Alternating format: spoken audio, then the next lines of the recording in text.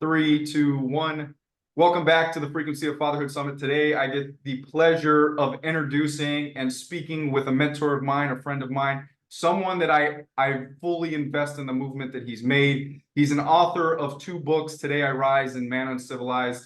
He's a two-time TED speaker, a men's coach, and once again, a founder of the movement, the Uncivilized Men's Movement.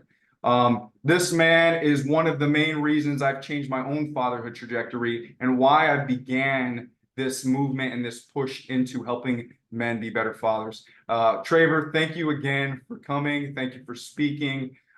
Take a minute to introduce yourself and then what drove you into this work? First of all, good to see you, brother. You look very healthy and grounded and on point. I love it. My name is Traver Boehm, as you said. I'm the founder of the Uncivilized Movement.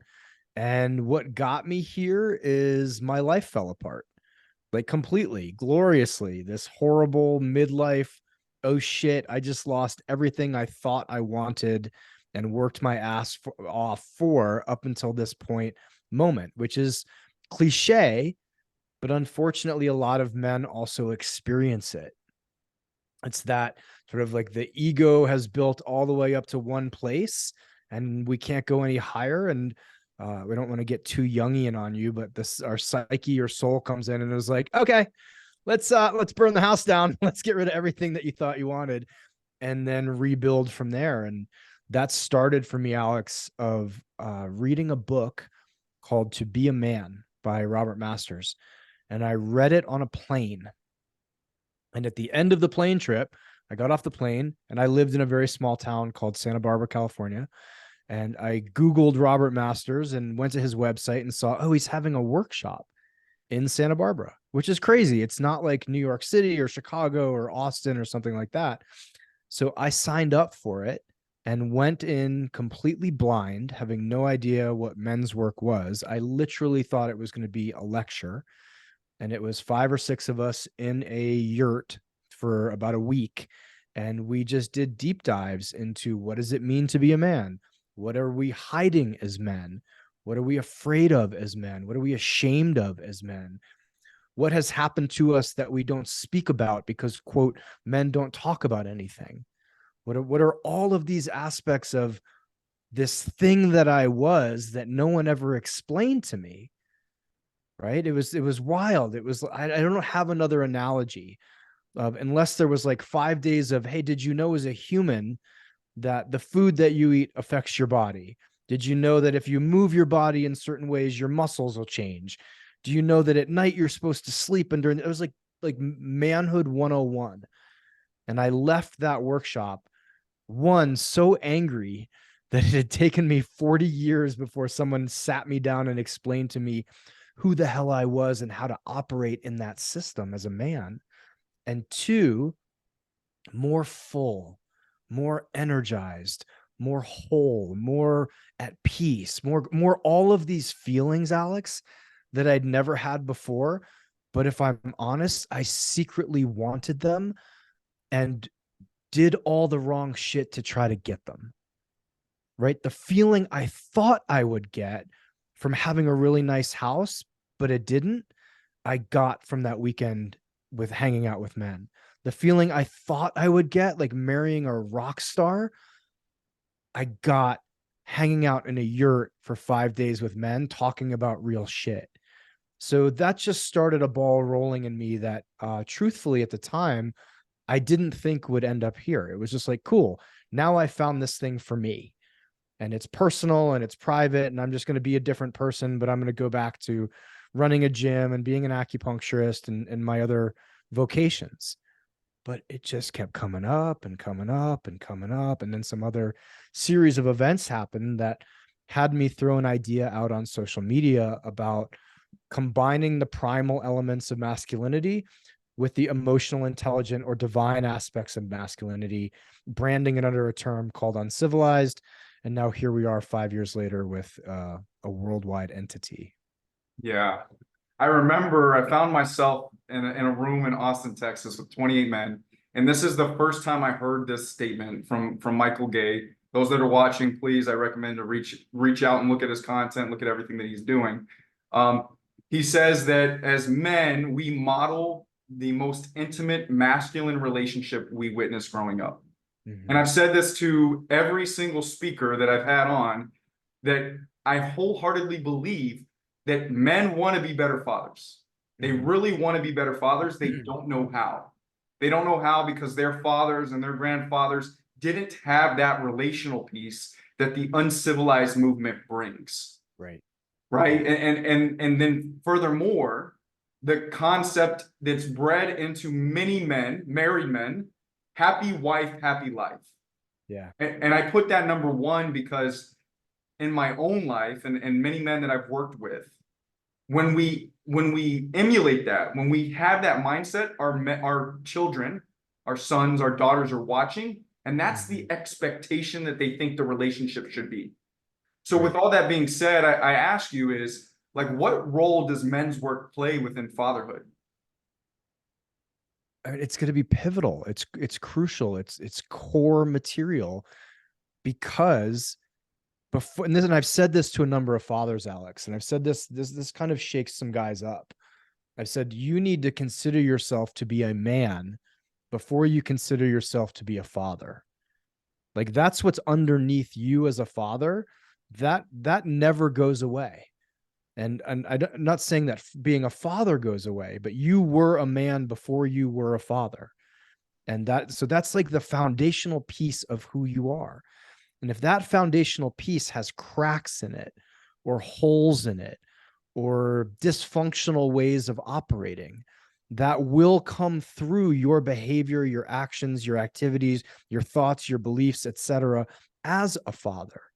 So if you want to change how you are as a father, change how you are as a man first, because how you are as a man will dictate how you are as a husband, how you are as a brother, how you are as a son, how you are as an employee, as a boss, every other fact. It's like the single most base level.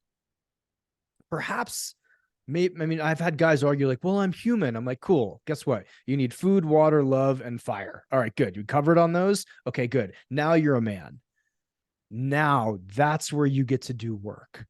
That's where you get to figure stuff out. That's where you get to be powerful. That's where you get to be peaceful. That's where you get to be educated. That's where you get to be all of these things. And you've used the $1 million term. That's where you have to learn to be relational, right? Because you're going to be, no one's relationally a good father and relationally terrible everywhere else. I've never seen that before in my life. I have seen people who are relationally good and across the board, and then unfortunately poor fathers. But that's like a specific skill set then that they need to work on. But learning how to be in relationship with yourself first. Period. Fucking period. Your relationship with the guy in the mirror is going to dictate 99% of how you interact with your children, with your spouse, and with the world. So why are we up here like learning? It's like men who want to be better fathers. This is the best example. Let me say it this way. I've done jujitsu for years and years and years. And we would have guys come in and say, hey, I'm trying to get better at jujitsu. I'm like, cool, what are you doing? Like, well, I'm running, I'm lifting weights, I'm doing yoga, I'm changing my nutrition. And it's like, that's weird. We only see you in here like once a month. Why don't you just do more jujitsu and you will get better at jujitsu? And so I see a lot of men go, hey, I want to be a better father. And they're up here, like, so I'm learning accounting, I'm studying Spanish, I'm taking horticulture classes. And you're like, well, why don't you come down here and be just like do more in the fatherhood realm? But then again, underneath that, who are you as a man? Can you answer that question? Do you know who you are? Do you know why you're here? Do you know what turns you on? Do you know what turns you off? Do you know what triggers you? Do you know where your biases are? Do you know where your blind spots are? That's the real high value, high ROI shit to figure out and work on, because that will radically affect who you are as a father. Right? I've taught a number of men, hundreds of men at this point, actually, how to meditate.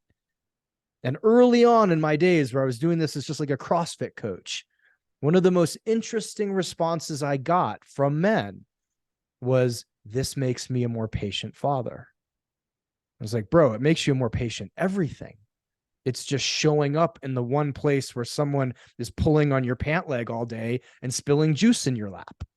That's why you're more, it's like it's more apparent there, but it will affect everything. And that's why I say the same with men's work. You change who you are as a man, and you will change who you are as a father.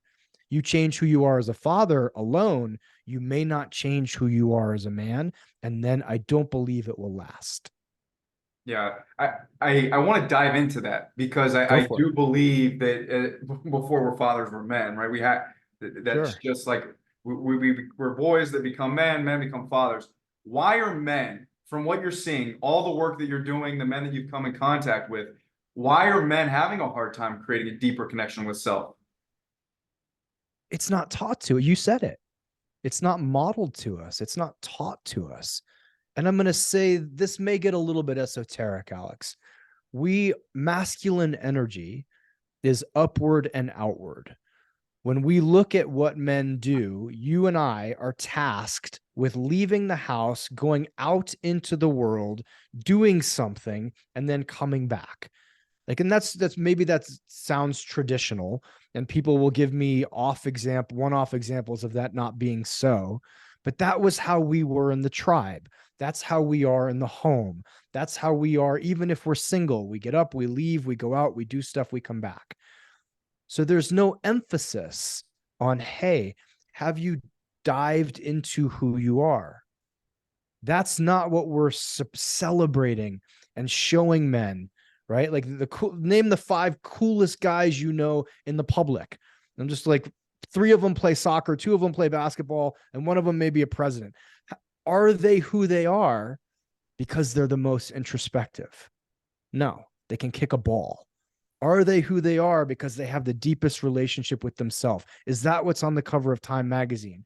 Was that what I watched when I saw Rambo, Commando, and 5 other movies as a kid when I was trying to figure out what a man was? No, it's not modeled, right? My father, God bless him, I don't know if he had an introspective bone in his body.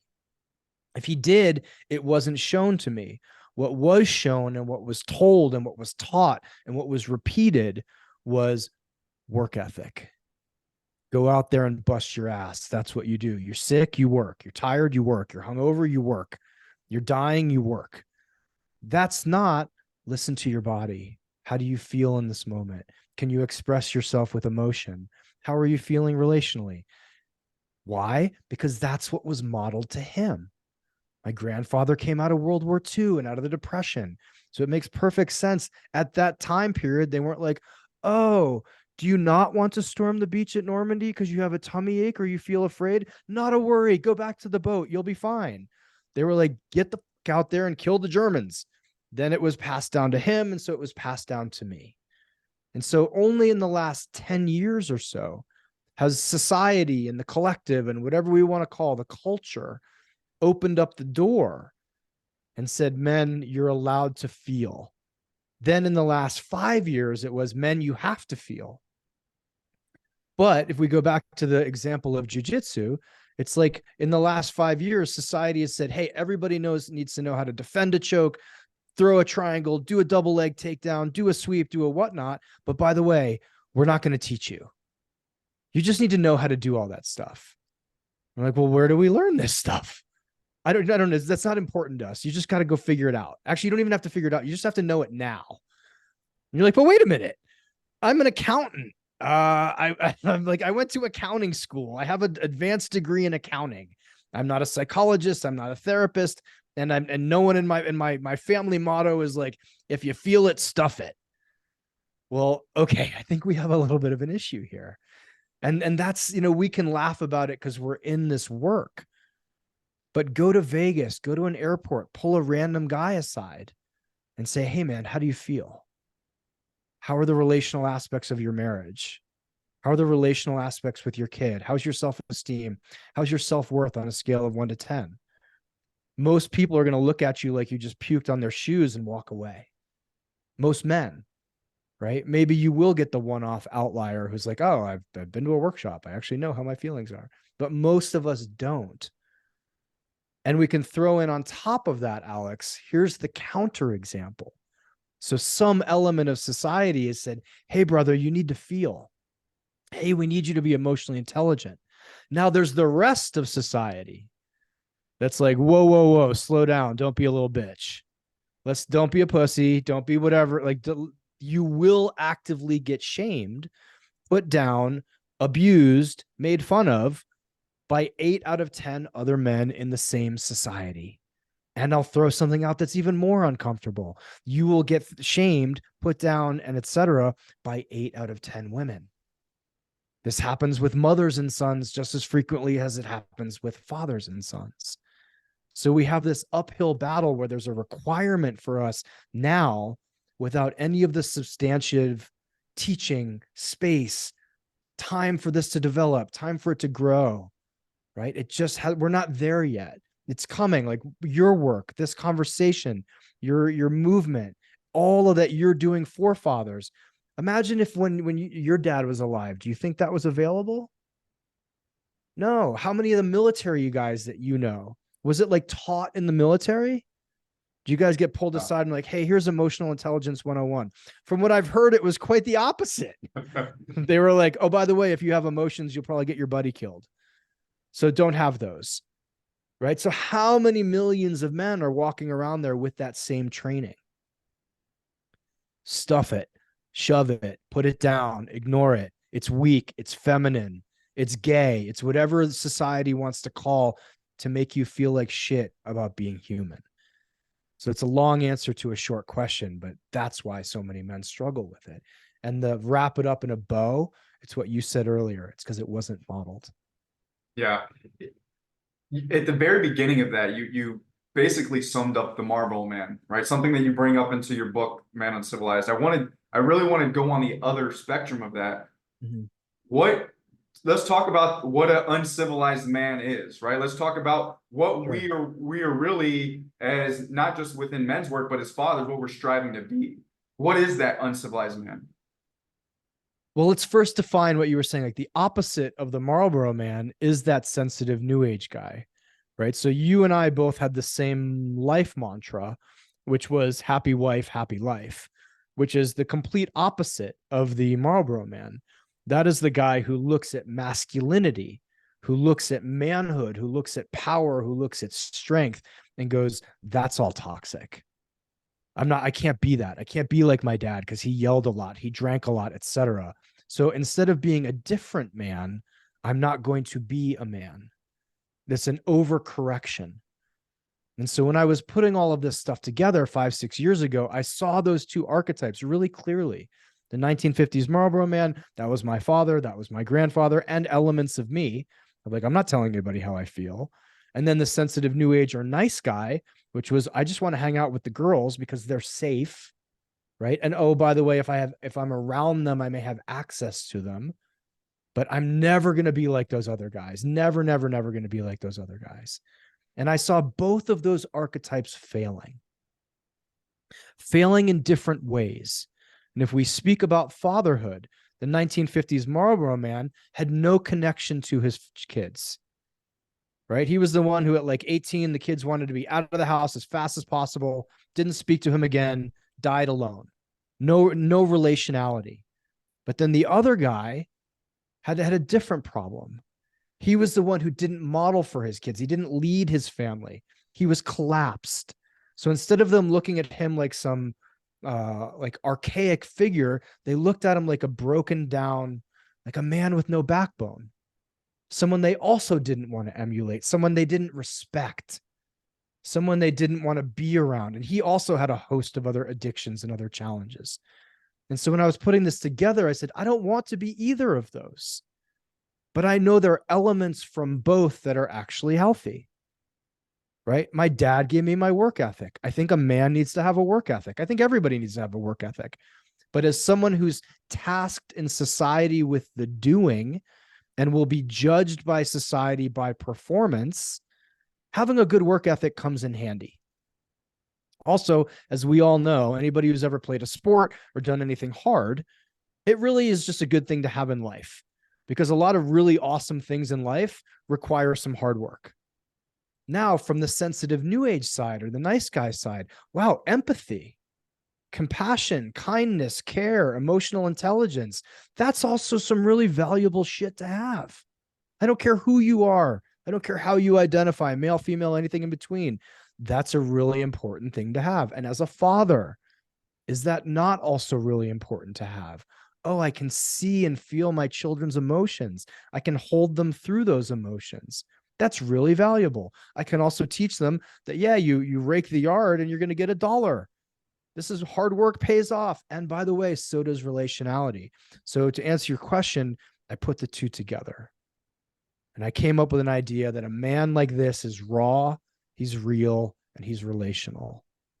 He's in touch with his primal side. He has a mission. He has a purpose. He has something he wants to do in this life. But he's not going to do it alone.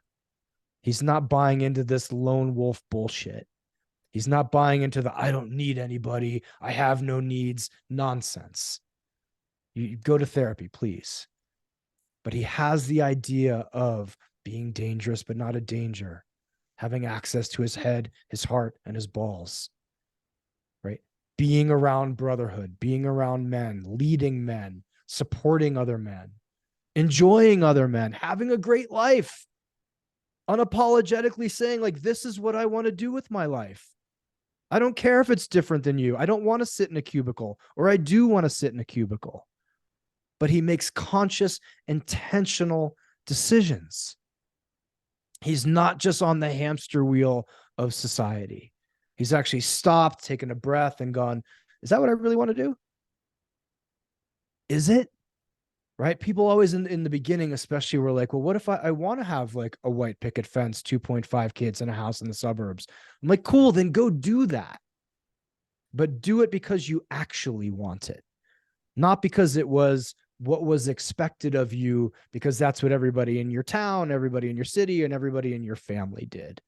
Follow your own dharma, follow your own soul, and don't be afraid to fuck some shit up from time to time. And do so with good men by your side. That's what I wanted to put out in the world. Yeah, and that's really powerful. In this whole framework, the ideology, the lifestyle, right? Why do, and right there at the end, why do men need other men, especially when they become fathers? I mean, just I'm not a father, but I will say I've watched fathers who feel so alone, who feel so isolated, who feel like none of their other buddies who aren't fathers get it.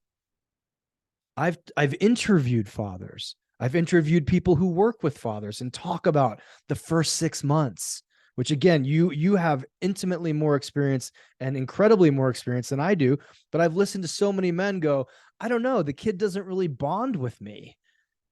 It's not attached to me. He doesn't really give a shit. Like I don't have milk, but I'm just as exhausted.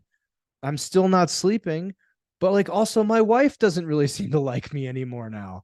Like I'm kind of a pain in the ass, but I have all of the responsibility. Now, if you go to your single buddy down at the bar and try to explain that to him, he's going to be like, bro, I don't know, get over it. Like have another beer or do something else. But if you could sit with another father and him go, oh my God, you too? Or even like, hey, I remember that. Yeah, don't worry about that. That's the first 6 months. It changes. Right? Connor Beaton says this. If you know him from Man Talks, the first rule of Man Club is we don't talk about Man Club. Yet you've been to workshops, Alex. I've led a number of workshops. I've been in the same workshops. I've looked around in my early workshops that I was a member of or a participant and gone, you guys too? You guys have the same shit I do? That's crazy. You had a little bit of an issue with porn. I thought I was the only one. You drink too much. I thought I was the only one. Man, just knowing that I'm not the only one who's struggling with a certain aspect of my life makes me feel human.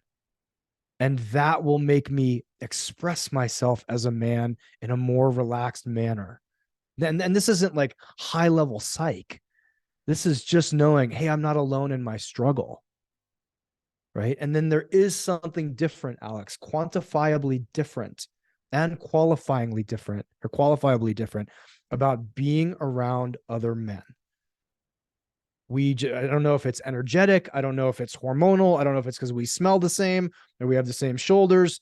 Like, it feels good to be around our people and get love and support from our people.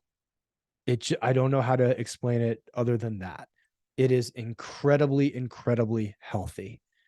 And most of us, before women came into the picture, or, girls at 13, 14, whatever, we had our little group of guys. We had our little skateboard gang, we had our kickball gang, we had our soccer team, and that's our video game boys.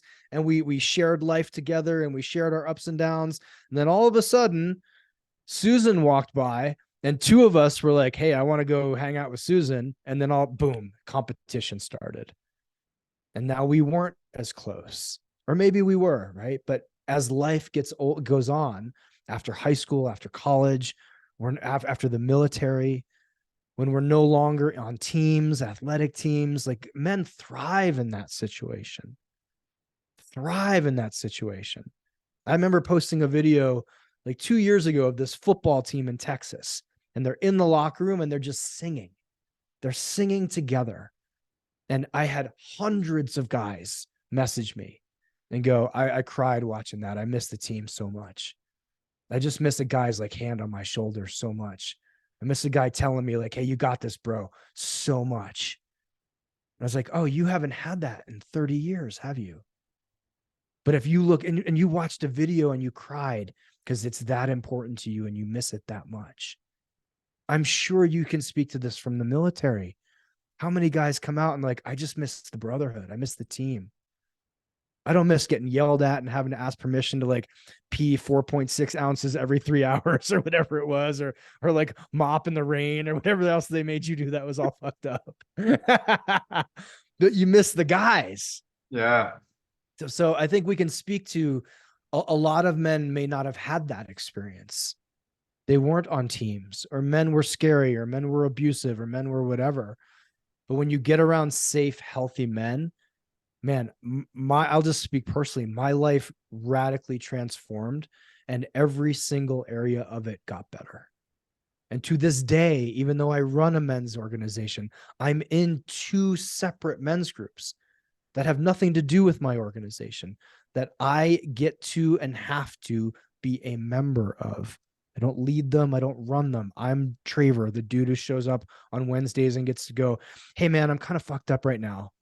Or hey man, I'm crushing life right now, but I'm afraid it's not going to keep happening. Can you guys talk to me? Right? Or hey, I'm here just to listen, whatever it may be.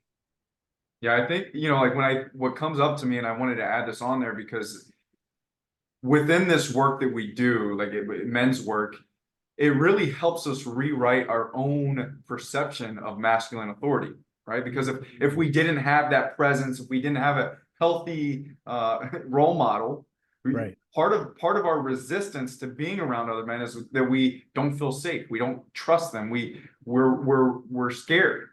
Right. So in my own journey, just kind of validating this point and even diving in deeper, is we're not alone.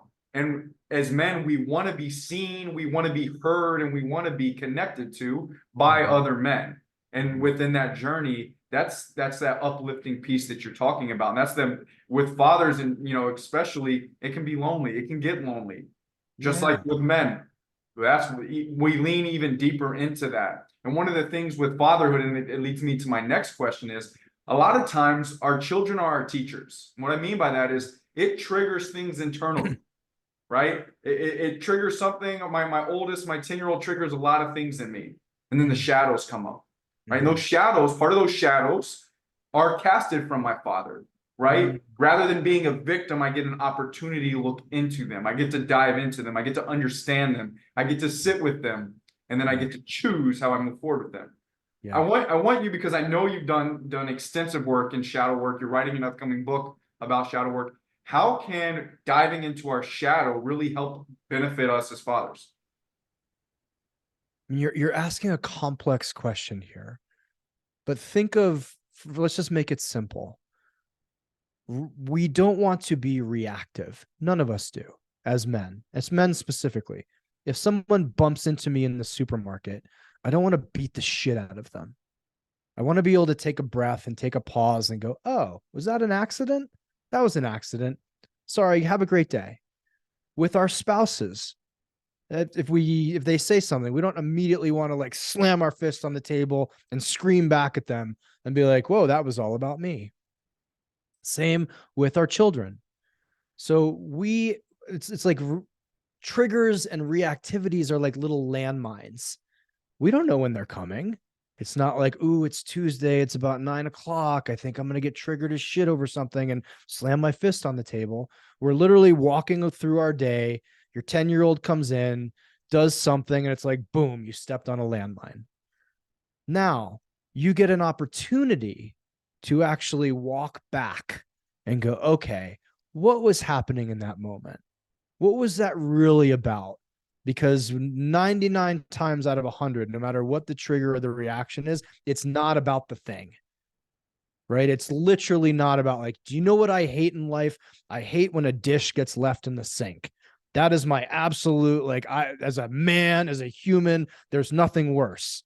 But if we say, oh, how did you feel when you saw the dish? Well, I asked them 5 times to put it in the damn sink. I don't like not being listened to. Oh, we got some information here. Why don't you like not being listened to? It makes me feel disrespected. Okay. So when you see a dish in the sink, what's coming up in you is a feeling of being disrespected. Now, what does feeling disrespected do to you?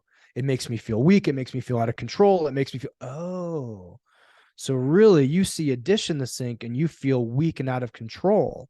So how do you gain power and control back? You slam your fist on the table, an act of power.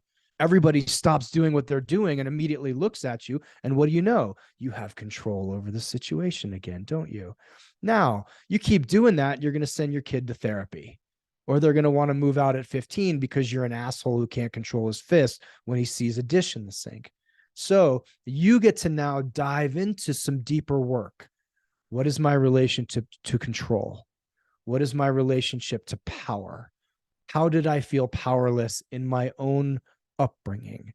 How did I feel out of control in my upbringing? With my, and we'll just talk to men, mostly with my own father. Oh, I felt at 10 years old that if I made a single mistake, I had no power because I was getting screamed at and I couldn't, he'd pick me up and throw me across the room. I was completely out of control. Okay, so we're actually inviting that circumstance to be brought back up so that we can work with it. We can look at it from different angles. We can do this. This is the $1 million sentence, Alex. We can start to make choices. So when I see the sink in the dish, if I've done this work, I now have a choice. I didn't have a choice 2 weeks ago before doing the work. I see the dish, boom, fist is on the table. Now I get to make a choice. I get to go, oh, this drives me fucking crazy. I'm going to go outside and do 5 push-ups. And I'm going to come back in and go, oh, this has nothing to do with the sink. It has nothing to do with a 4-year-old who has no concept of where dishes belong and is off, running around the house naked playing video games or whatever. I now get to actually choose how I act. And I can say, maybe it was my spouse who left the dish in the sink. And what the old way was like a power struggle.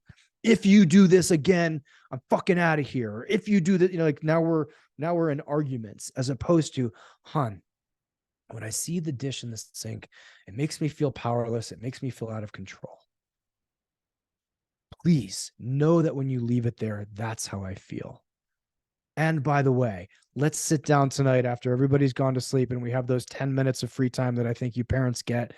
And let's talk about control and power in our relationship. And let me just tell you what it was like to be a 10-year-old in my house so that you understand me and I get to clear this out of the deepest part of my being where it's lying dormant and hidden and it only erupts. Let me reach down there, pull it out and show it to you and share it with you. And then if you have a great relationship or a solid relationship or an emotionally intelligent, conscious relationship, and you hear back, Oh my God, that must have been awful for you. How scary, how terrifying to be 3 feet tall in a house with a 6'5" man who was drunk, screaming, throwing. And I'm making a, abusive example, but just to get the validation. That piece in the shadow is looking for validation, but you can't validate what's hidden, 5 layers deep in your closet. If you can pull it out of your closet and look at it and hold it and talk about it and have someone else look at it, have someone else speak about it, it no longer becomes a trigger. And you see the dish in the sink for what it really is, a dish in the sink. That's it. That makes sense? Yeah, yeah. We got a lot of men that we just drove into the deep end. We just dove right into the That deep was a end. biggie. Yeah. And they're right here. They're keeping their head barely afloat. So let's throw them a life jacket, right? Okay. Let's lean into the tangibles because I know men, we like tangibles. Traver, Sure. for men that just really brought awareness to the concept of happy wife, happy life, nice guy, shadow work, men's work. This is gonna make me a better father. What are ways that they can just step into this? How can they start to change the narrative around their own fatherhood journey? Get curious, man. Get curious. You don't act the way you do for no reason. Like, we are a collection of our past experiences, our past traumas, our past celebrations, our past wins, our past losses. Like, that all adds up to who we are in this exact moment. Yet so many men refuse to look backwards. Like, that shit's irrelevant. I was a kid. It didn't matter. And I'm not talking about high level abuse. I'm talking about stuff that might have happened 2 weeks ago at work. So the whole journey starts when you open the door of curiosity. Why am I this way? Why do I yell when this happens? Why do I get what turns me on? What turns me off? Right? That sounds so simplistic and so cliche, Alex, but just getting a journal out and saying, as a father, and then let the pen flow for an hour. When my kid puts the dish in the sink, and then let the pen flow for half an hour or 10 minutes or whatever it is until you get to something that you can circle and go, oh shit, I didn't know. Right. Then there's an infinite amount of resources moving forward from that. And you're right. We're talking about blue belt, purple belt, brown belt, black belt shit. But the white belt move is to get curious. That's putting your pants on, tying them tight, and getting on the mat. The next move is taking some kind of device out, a voice note, a recorder, a journal, actually going inward. How do I feel right now? Why did that happen? Why am I this way? What could it be this way? And then I'm going to throw this out because I think it's also very, very, very important. Finding support, finding other men on the path, finding coaches, finding therapists, finding teachers, finding workshops. And I'm not pitching anything here, but most of us have had to learn a skill that was beyond our current capacity. Almost none of us can do that on our own. And we can't do it on our own in what? Our free time? Oh, you have like 10 minutes a night to be like, cool, let me dive into my deepest childhood trauma and try to solve it with the same brain that's traumatized. It doesn't work that way, right? We go to school to learn specific things. We go to workshops to learn specific things. We join gyms to get specific outcomes. We hire teachers, right? Can you imagine if it 10 years ago was like, I think I'm going to figure out jujitsu. And like, cool, how are you going to do it? I don't know. I'm just going to roll around on the floor. I think it'll probably come to me, as opposed to I'm going to go down to the school. I'm going to go, oh, you have a black belt on. You seem pretty good at this. Cool. Put me in the deep end with a couple other white belts. What do you know? I don't know shit. Okay, I'm going to keep coming. I'm going to keep coming. I'm going to keep coming. I'm going to get my ass handed to me. I'm going to get then I'm going to beat somebody. Oh my God. Or learning to cook. I don't care what the skill is, learning a language. We don't do it in isolation. So for you guys listening to this who are like, wow, that was like chugging water out of a fire hose. Yeah, because I'm trying to explain in 30 minutes a 5-year journey. But here's the juice. Every single step on that journey is worth 10x what it costs you, including just the journal question of how do I want to be as a father? Who do I want to be as a father? How do I want my kids to remember me? How do I want my wife to experience me, or my husband? I don't care how you lean. How do I want to be as a man? Right? The contemplative journey used to be something that we had time for and was respected. Now we have TikTok. That's what takes our time. That's what takes our energy, right? Or we have YouTube, or we have Netflix. I mean, God bless Game of Thrones, but we didn't used to have that stuff. So we would sit under a tree and go, who am I? How do I want to be? Yeah. Does that help answer the question? Yeah, no, that is, like you said, you're drinking water from a fire hose, and I think that it's important that as men, that all we really want to do is build awareness around ourselves, right? I know a lot of people get caught up in the prize, right? Like you just said, there's a lot of material focus in this world. Yeah. I think one of the biggest successes as fathers and as men that we can do is really start to peel the layers back on our own self-awareness. What Mhm. is our fathers? What is our mothers? To really Mhm. dive into what is ours. How do we Mhm. want to live in the world?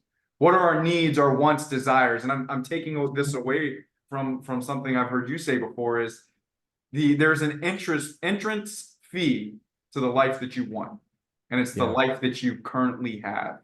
And a lot of Mhm. men have resistance to that because of the unknown. It Yeah. starts to scratch those core wounds of abandonment, possible fear of failure, rejection. The list goes on. Yeah. And I guess I would ask you, a 2 to 3 minute elevator pitch here as we wrap up is like, how do we motivate men to just stay with it? Like, what from all the men that you've worked with, all of the wisdom and things that you've come across, how do we just encourage men to stay with it? One of the best definitions of success, Alex, I ever heard, and it was, even though it's not applicable to me, is, as an adult, do you still have a relationship with your kids? Right? As a later adult, like, do you have a relationship with your adult children? If you do, doesn't matter how much fucking money you made. Doesn't matter how many cars you bought. Doesn't matter the houses. Doesn't matter the thing.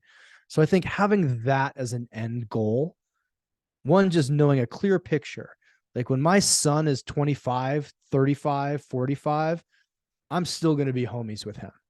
We're still going to go surfing. He's going to trust me when he gets in trouble. He's going to ask me for advice. He's going to call me weekly or monthly, not the American way of like twice a year. I think having that as an end goal. So always having a good end goal. And then number two, this is across every metric of success. Or every avenue of success. You don't do it alone. Right? There's a reason why we have gym buddies. There's a reason why we have accountability buddies.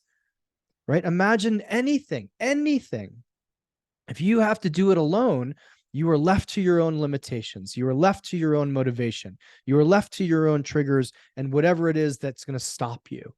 How many times I remember having like a gym partner where I was like, I feel like I'm going to die. This was back when I used to drink. I am so hungover. And I like crawled to the gym because I was like, I'm not going to be the one that doesn't show up. Right. And if it was me alone, I was done. I never would have gone. And so it's really about creating community around you, other fathers. Get in the journey with other men. I won't, this isn't a pitch for CrossFit, but you know what the best thing CrossFit ever did is it brought community back to fitness. So people would show up and do the most insane workouts, probably way too insane, all because they liked the other people in the room. And they knew that if they weren't there, they'd get a text from someone who was like, hey, where were you today? That was $1 billion business model. Let's take something that everybody does on their own and make them do it together. So if you want to stick with this when times get hard, have men in your life who will go, hey, brother, remember that goal you told me you had 6 months ago of losing the weight, making the money, going to therapy, having a relationship with your kids? Yeah, where were you Tuesday? How can I support you? Oh, I see you're having some struggle. Let me be here for you. Oh, you've lost track of the goal. Let me remind you. Alex, we're meant to do this life thing together, and not just with a woman, right? Like we're meant to actually be in community with each other. We're meant to. We've kind of screwed that up here in the West just a little bit. And now we're all isolated. We're all siloed. We're all our own little factories and our own little churches and our own little uh, units. And it's killing us. Whole nother conversation. But how do you stay successful? Man, I can't tell you how helpful it's been for me personally to build something from zero to an international movement. I needed people. I needed good, conscious, friendly, hilarious, aggressive, bonehead, like just amazing dudes in my life. That's how. Hell yeah. You know, what I love about that message is you remind me so much of General Patton. I'm like ready to run through a fucking wall. Like, let's go. Right. And so I'm sure there's men out there that are hungry. I'm sure there's men out there that are like, Traver, you just sparked something inside. I don't Yeah, know what it is, but there's something that there's a fire brewing. How can sure. men reach out to you? How can men work with you? What products, services, the whole nine? Can Yeah. men really dive into this with you? Get a hold of my book. Get a hold of Man Uncivilized first and foremost. And then go to manuncivilized.com/events. We have every single possible way that you can interact with us for a year listed out there. I'm available there. The team is available there. We have coaches there. I think you're there. Like that's it. Man Uncivilized. You can follow me on Instagram at Traver Boehm, TraverBoehm, or pick up the Uncivilized podcast. Like I'm not hard to find, but do something, right? While this is alive in you, while the spark is there, while it's real, do something. Take some action step. Otherwise, life will come back in and take that spark away from you. Hell yeah. Thank you for your time again. I look forward Pleasure, to brother. I look forward to the next time because any time with you is just a great time. So thank you, brother. Thank you. All right, take care.